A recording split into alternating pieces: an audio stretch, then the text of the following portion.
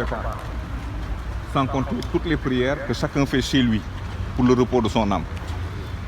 Parlons le moins possible entre nous, ne causons pas, nous ne sommes pas là pour causer. Nous sommes là pour faire à Allah subhanahu wa ta'ala une requête de miséricorde. Donc soyons humbles, soyons modestes. Si on demande à chacun de se décaler un peu, qu'il ne soit pas vexé. On veut tous que ça se passe bien. On ne peut pas ne pas, parfois quand il y a un certain nombre de personnalités, leur demander de venir devant. Ça fait partie. Monsieur l'ancien Premier ministre Abdoul Mbaye, je le vois au fond derrière, il peut venir ici, à côté des membres de la famille. S'il y a d'autres personnalités notables que nous connaissons, on leur demande de venir devant. Il n'y a pas de problème. Ce n'est pas une question de minimiser qui que ce soit. C'est juste pour bien faire. On attend donc quelques minutes, chers Nomadani. La presse.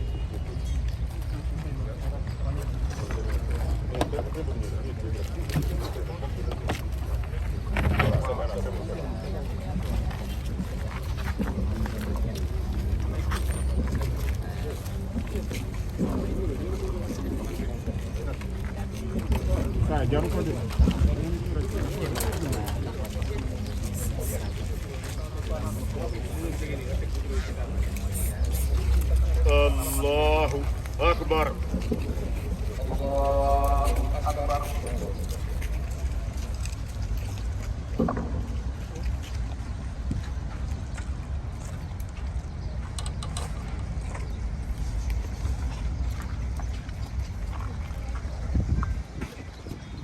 Allahu Akbar.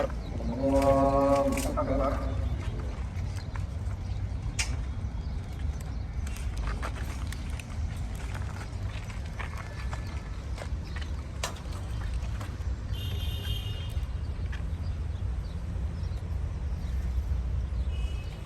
Allahu Akbar.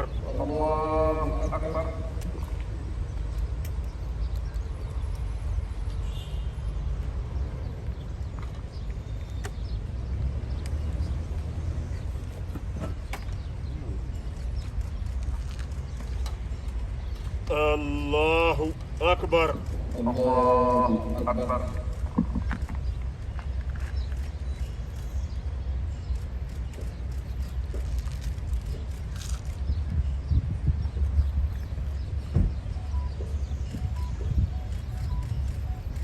Assalamu alaikum.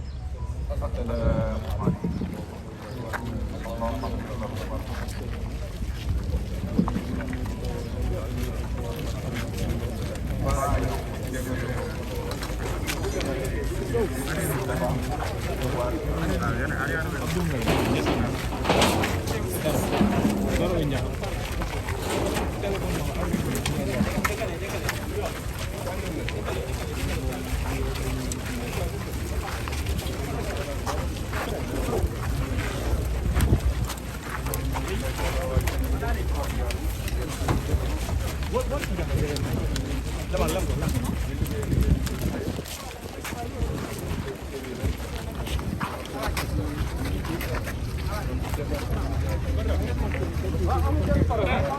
Nous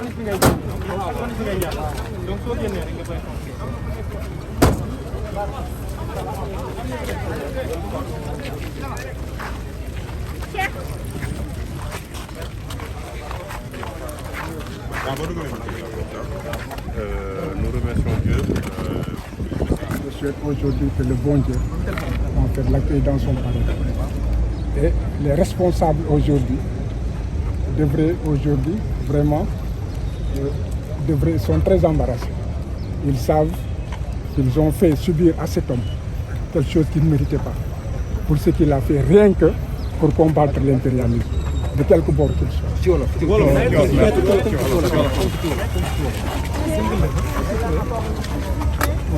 dama ne ko mbir mi metti na tiis na lool ndax ñëpp xam nañ ne que jàmbaar la woon xeexal na Afrique xeexal na Tchad te bu dul woon moom impérialisme ni mu nekkee woon Tchad moom moo leen fa génne xeex na aussi contre l'impérialisme arabe am na un héritage boo xam ne kenn mënu ko koo sàcc te héritage boobu dina continuer bañ koy condamné nag daanaka looloog condamnation boo xam ne moo dagg bopp wala fetal la nga dee benn la ndax buñ ko condamné liñ ko condamné nga xam ne que ponk charte yiñ ko attee defuñu fenn foo xam ne war nañ koo mën a jéggal wala war nañ mën a xoolaat lañ ko teg te addina bi yëpp ñëpp mën a bénéficier ci disposition boobu te fii statut des chambres africaines extraordinaires prévoir ko kooku dafa mel ni que lii lañ bëggoon la ñu bëggoon nag am nañ ko wante moom it la mu jëf ak la mu liggéey kooku dina des ci africain yi te histoire dina ko retenir. Merci beaucoup. léegi nag man li ma ci gën a metti moo di ci sama réew la am li mu xewee sama réew mënoon naa ñàkk mënoon naa réew ñàkk li ñëpp bañ ñun ñu nangu ko te tey ji lan lañ ci ay gàcce kat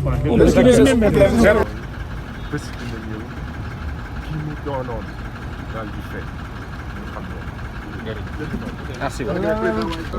Et maintenant, pour le reste, évidemment, c'est un homme politique, tout le monde le sait. Et moi, je m'en tiens à ce que je sais, à ce qu'on m'a dit. Et c'est Babacar Touré lui-même qui me l'a dit. Je prie également pour lui que Dieu l'accueille au paradis. Que Hissène Habré avait lancé le premier mouvement de libération nationale post-indépendance ici en Afrique. Et que par la suite, cela a tourné court à la guerre civile.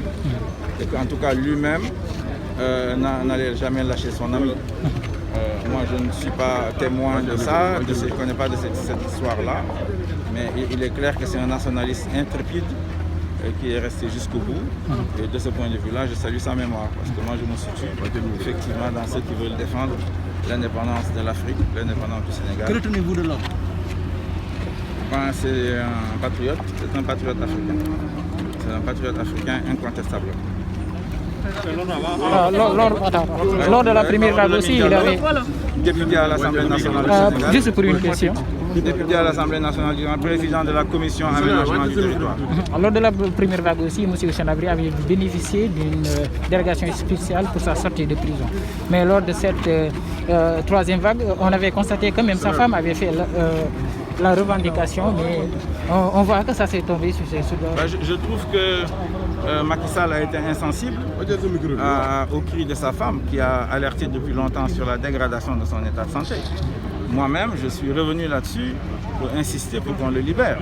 Surtout que lorsque le président Idriss Déby a perdu la vie. Donc je pense que le Sénégal, pays de Teranga et d'exil, le fait que Hissène Habré en prison et la Covid, c'est une honte. C'est une honte pour le Sénégal. Mais le ministre de la Justice dit que ce n'était pas en prison qu'il a attrapé le Covid. Il n'était pas en prison, il était où? Il n'était pas libre en tout cas. Il n'était pas libre. Il n'était pas libre. Nous avons demandé qu'on le libère. Puisque son état de santé s'est dégradé, il est âgé. En Afrique, on respecte les personnes âgées. Alors, rapidement,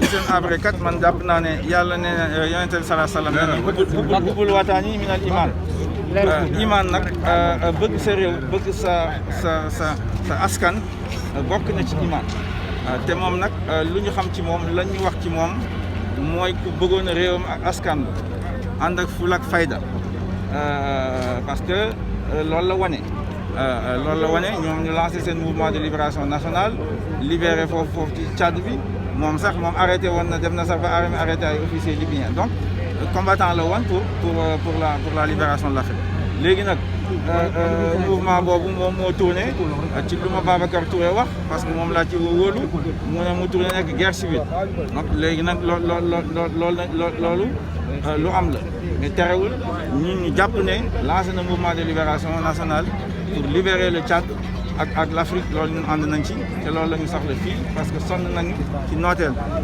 ñaareel bi mooy ne gàcc la ci Sénégal muy feebar di jël Covid-19 en prison jabaram du benn yoon du ñaar yoon du ñetti yoon laaj na ñaan na leen ne leen nañ ko libérer parce que mag la woon ñun fii ci Afrique dañuy respecté mag yi mag la woon sonnoon na waroon nañ ko bàyyi mu dellu këram loolu nanguñu ko def amuñu benn yërmande ñoom Macky Sall ak gouvernement am ba lii ñëw dal ko Covid-19 gàcc la ci Sénégal parce que Sénégal dëkku teranga la Sénégal dëkku exil la ku jaaxle da ngay ne damay ñëw Sénégal waaw comme saaba yonent bi sallallahu alayhi wasallam ñoom Seydina Ousmane bu ñu jaaxlee Màkka yàlla dafa leen wax dem leen ci Afrique waaw dem leen fële ci Éthiopie waaw Afrique noonu la mas a mel dëkku teranga la dëkku ku jaaxle ñëw fi kon nag kii ñëw fii ñu tëj ko kaso ba muy jàpp Covid-19 ci kaso loolu gàcc la ci Sénégal gàcc la ci Macky Sall gàcc la ci gouvernement.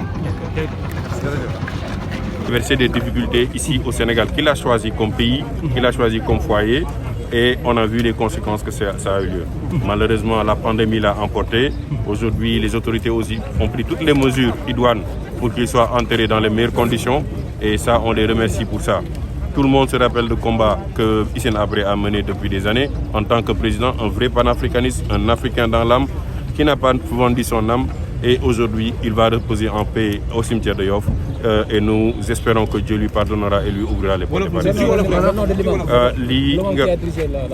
Li nga xam ne tey imam Thierno Mountaga Bachir Ahmad Bachir jiite na ko muy julli ki nga xam ne tey mooy Hissène Habré ñu fàttali que di ko jullit xakkan la ba pare li ci tegu mooy ne fii dafa sopp Sénégal nekk taalibe Cheikh moo tax mu ñëw fii